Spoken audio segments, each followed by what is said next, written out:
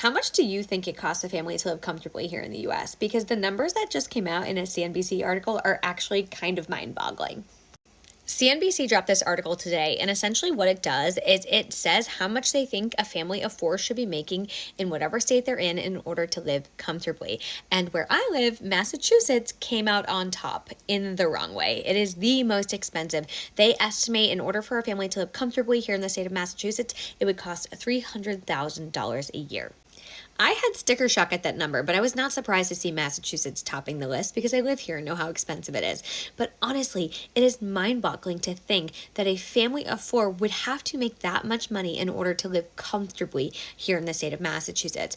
The number surprised me, but then once I started breaking it down, maybe it wasn't so shocking. The average mortgage here in our state is about $3,000 a month, and then the cost of childcare is on average $20,000 a year per child. So you imagine two children, that's probably around $40,000 a year.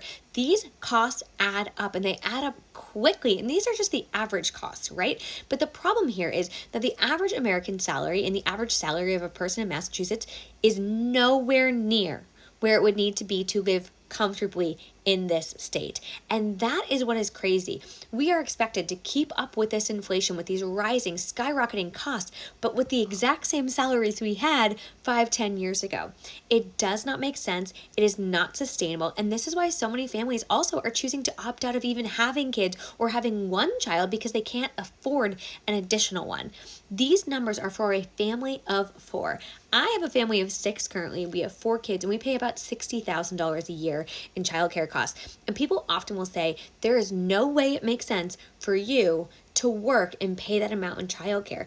But it does, because even without those childcare costs, we still need both of our incomes in order to afford living in this state, to afford our home and our utilities and all the things that continue to add up. So before you give people advice, just take these numbers into context because it will tell you a lot about why they're making the choices that they're making.